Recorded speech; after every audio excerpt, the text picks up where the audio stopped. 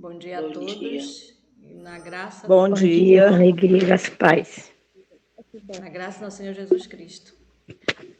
Queridos irmãos, todos sejam bem-vindos e os que são novatos aqui, quero deixar um aviso que todas as segundas, terça e quarta estamos em reunião e estudo e oração.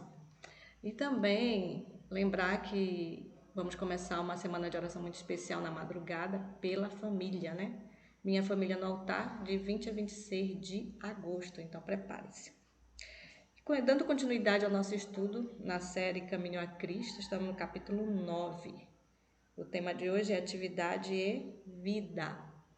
Quero lembrar os irmãos que o conteúdo é o mesmo, porque o livro antigo ele está com outro tema, né? Mas o conteúdo é o mesmo. E hoje, quem vai fazer uso dessa palavra, né, e trazer para nós esse capítulo, é o missionário Robson, de Santarém. Robson, bom dia. Bom dia. Tudo bom, irmão? Tudo bom, obrigado pela participação. E eu passo para você a palavra. Nada. Tudo bem, obrigado. Quero desejar um bom dia a todos os irmãos. Bom dia. Bom dia. Bom dia com alegria. Bom dia. Sou grato a Deus por mais uma vez estar aqui, pela oportunidade. E vamos novamente lembrar do texto de Provérbios 8, verso 17, né? Onde a sabedoria diz assim: eu amo os que me amam e os que de madrugada me buscam me encontram. Possamos assim acreditar nessa promessa de Deus, né? E nós aqui de madrugada, ao buscarmos o Senhor, que nós possamos encontrá-lo, a necessidade de nossa alma, né? O texto para a base da nossa meditação é o de Gálatas 6:9, onde diz assim: não nos cansemos de fazer o bem, pois no tempo próprio colheremos se não desanimarmos. Capítulo 9 do livro Caminho a Cristo fala sobre atividade e vida. E na leitura do capítulo 9 nós percebemos que nós somos incentivados constantemente a agirmos como Cristo, termos o mesmo espírito que Ele, né? Beneficiarmos o nosso próximo, é muito incentivado a isso. E eu tirei um trecho aqui da página.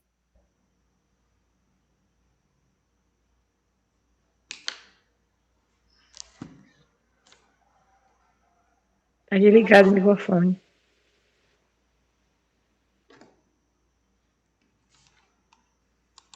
Irmão Robson, está desligado o microfone. Oi, estão ouvindo agora? Agora sim. Sim. Sim. Os irmãos ouviram a introdução? Não, repita. Não? Então, vou repetir novamente. O texto que foi lido para a base da nossa oração, que é a base da nossa meditação, é o de Gálatas 6:9, onde diz assim: não nos cansemos de fazer o bem, pois no tempo próprio colheremos se não desanimarmos. O capítulo 9 do livro Caminho a Cristo, ele nos incentiva a isso. Lá fala muito para termos o Espírito de Cristo, agirmos como Ele, né? E eu separei um trecho aqui que é o da página 80, segundo parágrafo, que diz assim: os que assim dedicarem esforços abnegados ao bem de outros estão certissimamente operando sua própria salvação. Então, é isso que nós precisamos ter em mente. Quando dedicamos esforços abnegados ao bem de outras pessoas, nós estamos automaticamente fazendo o quê? Operando a nossa salvação. É por isso que precisamos do Espírito de Cristo, né? É por isso que precisamos atuar como Cristo. E esse tema, né? Por que devemos ter uma atividade e uma vida semelhante à de Jesus? Vamos refletir também no texto de Hebreus, capítulo 12, verso 1, né? Onde diz assim: portanto, também nós, uma vez que estamos rodeados por tão grande nuvem de testemunhas, livremo-nos de tudo que nos atrapalha, do pecado que nos envolve. Essa é a primeira parte do texto, né? Então, nós estamos envolvidos por uma grande nuvem de testemunhas. Quem são essas testemunhas que estão olhando para a nossa vida, para nossas atividades diariamente? As pessoas, né, os nossos familiares, eles estão olhando para nossas atitudes. Filho, pai, esposa, esposo. Os vizinhos, eles estão constantemente nos olhando também. E outra, os anjos, né, os anjos de Deus. Alguém pode me dizer aí qual a quantidade de anjos que existem no céu? Alguém tem uma base aí? Milhares e milhares. São muitos, né? Lá usa-se uma expressão que a gente não pode nem contar, diz que miríades de miríades. Então, uma grande nuvem de testemunhas estão olhando para nós. E é por isso que precisamos ter uma atividade, uma vida como a de Cristo. Para isso, testemunharmos bem de Jesus, né? Hebreus 11, verso 1 e 2, diz assim, ora, a fé é a certeza daquilo que esperamos e a prova das coisas que não vemos, pois foi por meio dela que os antigos receberam bom testemunho. Então, foi por meio da fé que Abraão, Isaac, Jacó tiveram uma vida testemunhando de Cristo, né?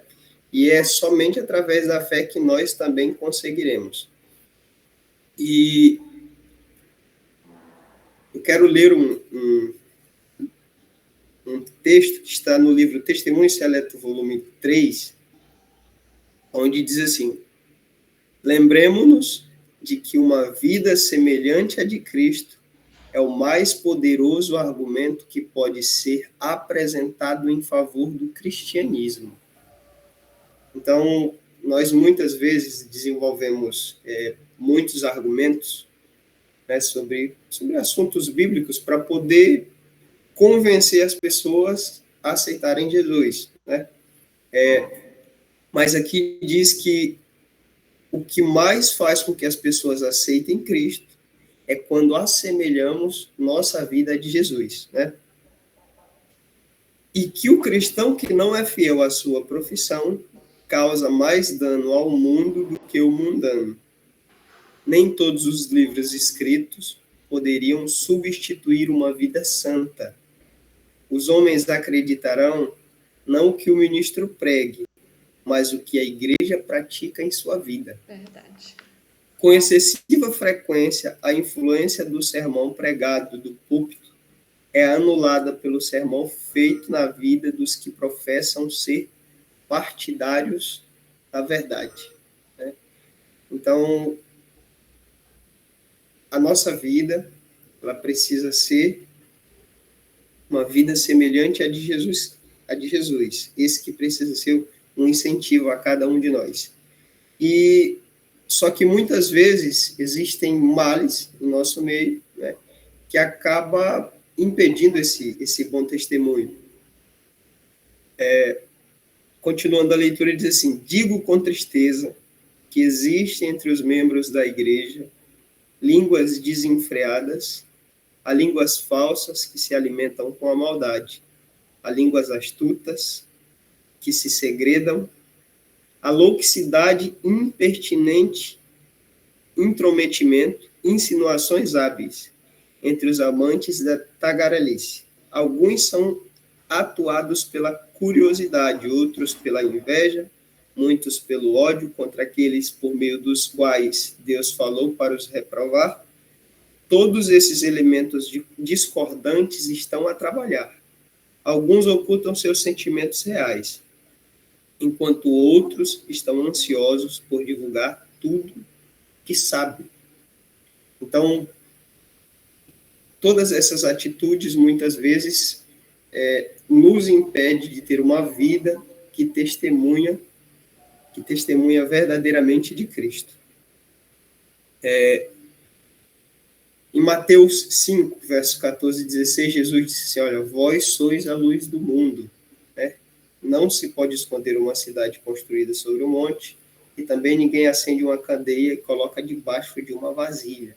Pelo contrário, coloca no lugar apropriado, e assim ilumina todos os que estão na casa. Assim brilhe a luz de vocês diante dos homens, para que vejam suas boas obras e glorifique ao Pai de vocês que está no céu. Então, a nossa vida, as nossas atividades diárias, ela precisa ter essa luz, precisa brilhar sobre o mundo, né? Tenho 3 pontos aqui que nós precisamos refletir. O primeiro é qual tem sido a nossa experiência de vida, testemunhando de Jesus até aqui. Então, de quando eu aceitei a fé até hoje, qual tem sido a minha experiência de vida testemunhando de Cristo até aqui? Eu quero compartilhar com os irmãos aqui um texto do Espírito de Profecia, o livro Vida e Ensinos, página 29. Que assim, irmãos, às vezes nós, em nossa caminhada cristã, a gente pratica atos de bondade, pratica boas obras, e muitas vezes, fazendo isso, somos enganados, maltratados, e às vezes a gente se retrai. Mas observa só o que é dito a nós aqui. Deus requer da parte do seu povo ação constante. Então, essas atitudes, elas devem ser constantes. Elas não podem ser de vez em quando. E quando este se cansa de fazer o bem, ele se cansa deles. Então, quando nós cansamos de fazer o bem, Deus acaba se cansando de nós. Vi que se desagrada grandemente com a mínima manifestação de egoísmo por parte do seu povo professo, por quem Jesus não poupou sua preciosa vida. Toda pessoa egoísta e cobiçosa cairá no percurso do caminho.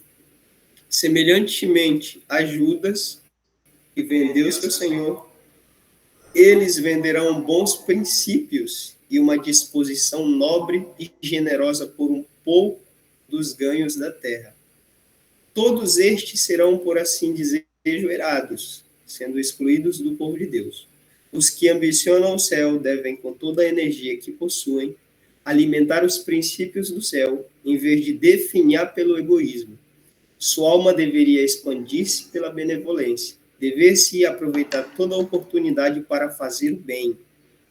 Então, nós temos muitas oportunidades de fazer o bem, né?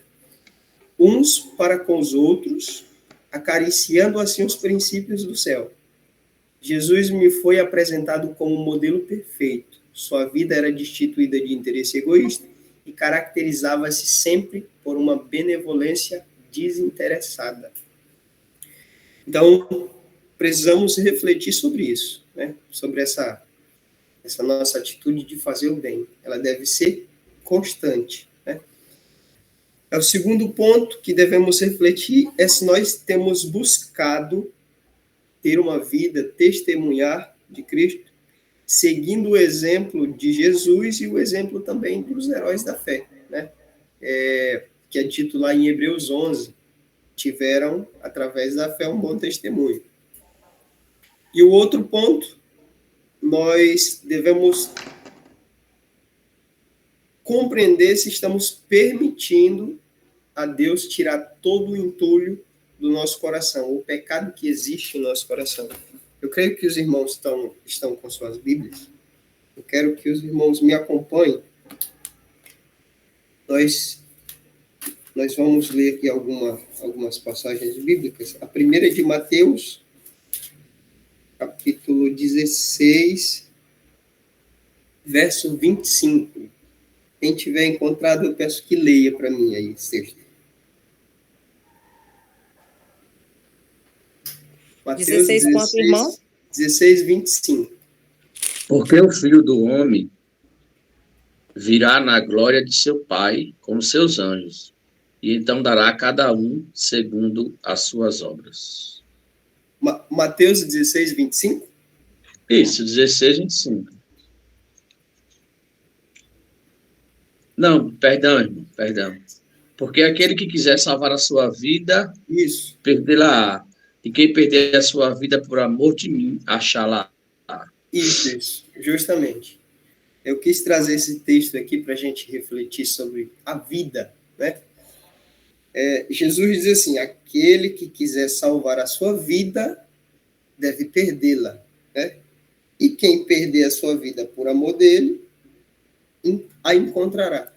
Então, Jesus ele está falando aqui, primeiramente, da existência. Aquele que quiser salvar a sua existência, porque a vida, o conceito de vida é o período de existência, o tempo de existência que a gente tem nessa Terra, mais as atividades executadas no período de existência. Então, quando fala vida, não fala só da existência, está falando, quando Jesus diz aqui, ele está falando primeiramente das atividades que praticamos, né? Tanto é que uma pessoa que sofre alguma doença, um derrame, não sei, ela perde os movimentos, ela perde também o privilégio de praticar algumas atividades que ela fazia antes, trabalho, algumas coisas. Tem pessoas que chegam a um certo ponto de dizer assim, olha, a vida para mim perdeu o sentido. Por quê? Porque ela não pode mais praticar tais atividades. Então, quando Jesus diz assim, aquele que perder a sua vida, ele está falando de quê? Das atividades executadas durante o período de existência. Aquele que quiser preservar a sua existência deve perder o quê? Essa maneira de viver. Tanto é que foi uma provação para os discípulos, né? Mateus capítulo 4, Jesus, o verso 18 até o 22, diz assim, andando Jesus junto ao mar da Galileia, viu dois irmãos, Simão chamado Pedro e André. Eles estavam lançando as redes ao mar, pois eram pescadores. Então, o que esses homens estavam fazendo? Estavam vivendo suas vidas, né? Praticando aqui suas atividades. Eram pescadores e estavam lançando suas redes ao mar. E isso eles praticaram desde criança. Verso 19. Disse-lhe Jesus, vindo após mim, eu vos farei pescadores de homens. Imediatamente, eles deixaram as redes e o seguiram. Então, a gente olhar para a situação, uma pessoa que passa a vida toda acostumada em um tipo de trabalho, ela ter que deixar aquilo para fazer outra coisa, é algo muito difícil, né?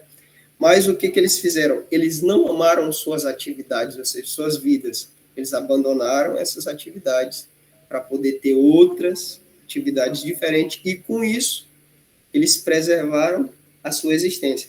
Aí o verso 21 e 22 diz assim, indo um pouco mais longe, viu outros dois irmãos, Tiago, filho de Zebedeu, e João, seu irmão. Estavam no barco em companhia de Zebedeu, consertando as redes, quando Jesus os chamou, e eles, deixando imediatamente o barco e seu pai, o seguiram, né?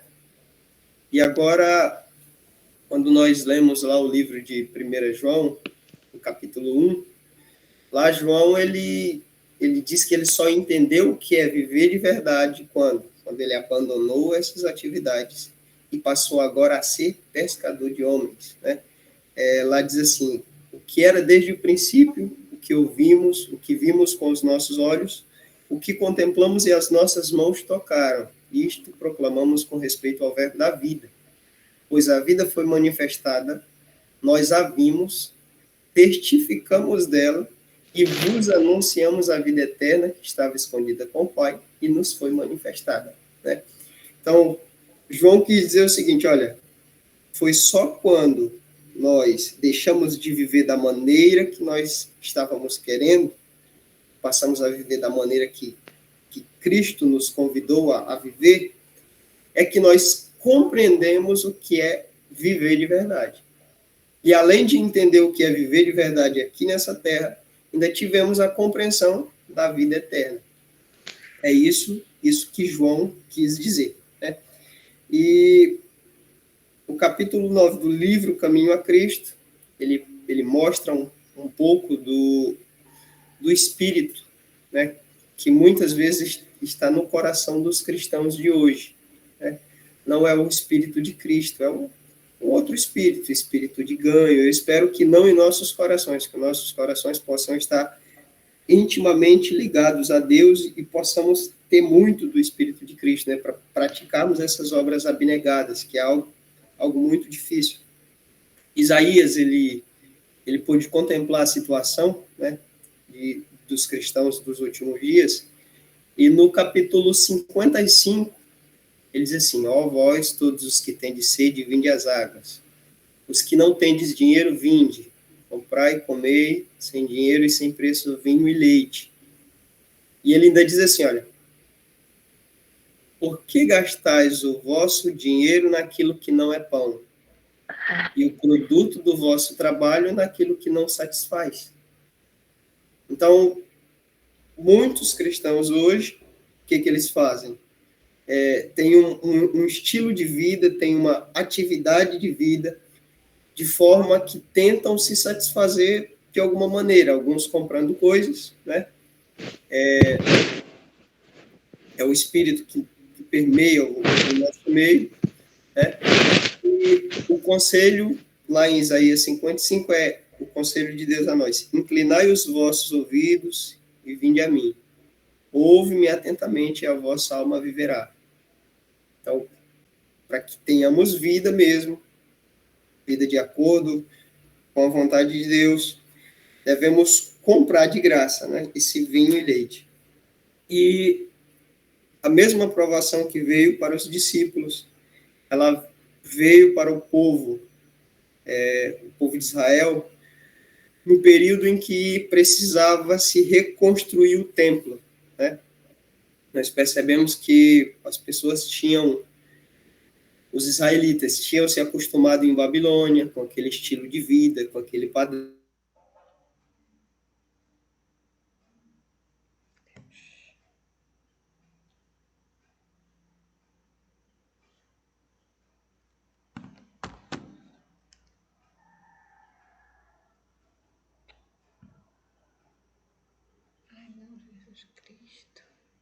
Eu dizendo: é para vós tempo de habitardes nas vossas casas bem acabadas, enquanto esta casa fica deserta? Ora, assim diz o Senhor dos Exércitos: aplicai o vosso coração aos vossos caminhos. Irmãos, nós precisamos ter isso em mente. O versículo 5, Ageu capítulo 1, versículo 5. Devemos fazer o quê? Aplicar o nosso coração no nosso caminho. Qual é o nosso desejo? O nosso desejo é parecer com Cristo? É ser semelhante a Jesus realmente? Se precisa pagar para parecer com Jesus? Precisa, então eu devo fazer isso, né? Se para beneficiar alguém, preciso, não sei, tirar de algo que eu precisaria comprar para poder pagar algo para alguém, então isso eu devo fazer. É isso que nós devemos ter em mente, porque muitas vezes nós temos pessoas com o pensamento de: eu quero ficar rico, eu quero ser semelhante a Cristo. E aí, muitas vezes, qual dos dois se torna o mais pesado? Né? O livro Testemunho Seleto, volume 1, conta a história das duas coroas. Um grupo que estende a sua mão para a coroa terrestre, fortemente, firmemente, enquanto a coroa celestial estende-se de forma frouxa. E acaba que a coroa terrestre toma todas as suas afeições. Eles se tornam como a grande multidão, diz que loucos e enfermiços, né? Então, nós precisamos ter isso em mente, aplicar o nosso coração no nosso caminho. O verso 6, semeais muito e recolheis pouco, comeis, mas não vos saciais, vestivos, mas ninguém se aquece, que recebe salário, recebe para pô-lo num saco furado. O povo muito tranquilo, lá em Babilônia, não queria reconstruir o templo, porque era difícil. Esse chamado para a reconstrução do templo foi o mesmo chamado que foi para os discípulos, né? Olha, deixa tudo que tu tem aí e agora vem e segue-me. Ou seja, tenha uma vida diferente, as tuas atividades, a tua vida tem que ser completamente diferente. Então, muitos recusaram, porque era uma mudança drástica. E Deus disse, olha, vocês semeiam muito e colhem pouco. Come, mas não se satisfaz. Se veste e ninguém se aquece. Aquele que recebe um salário parece que o bolso está furado. Some, ninguém sabe para onde foi. O verso 7. Assim diz o Senhor dos Exércitos, aplicai os vossos corações no vosso caminho. Subi ao monte, trazei madeira, edificai a casa para que dela me agrade, e seja glorificado, diz o Senhor. Esperais muito, e eis que veio a ser pouco. E esse pouco, quando trouxertes para casa, eu o dissipei com um sopro. Então, quem era que fazia com que nada desse certo para o povo de Israel? Semeava muito, colhia pouco. O que recebia salário parece que tinha um bolso furado, sumia, desaparecia. Então, isso era o próprio Deus que soprava, dissipava, sumia, que eles nem viam. E aí Deus ainda pergunta assim, por que, diz o Senhor dos Exércitos? A resposta é, por causa da minha casa que está deserta, enquanto cada um de vós se preocupa com a sua própria casa. Ageu diz que os israelitas tinham casas em formas de painéis, apaineladas, né? Preocupavam-se com sua casa, enquanto a casa de Deus estava deserta. E o que ia acontecendo? Por não querer mudar de atividade, por não querer mudar de vida, acabavam tendo esse grande prejuízo. Por isso, o conselho a cada um de nós é o quê? Aplicar o nosso coração no nosso caminho.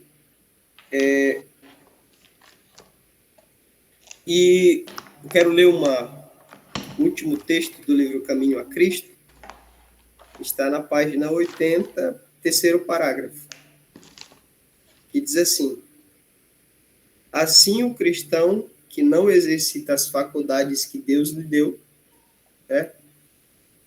Raciocínio, memória, diversas faculdades Deus nos concedeu. Assim, o cristão que não exercita as faculdades que Deus lhe deu, não só deixa de crescer em Cristo, como também perde a força que já possuía. Né? Então, Gálatas 6:9, Paulo diz que não devemos nos cansar de fazer o bem, pois no tempo próprio colheremos, se não desanimarmos. Né? Não podemos ser cristãos, homens inconstantes, né?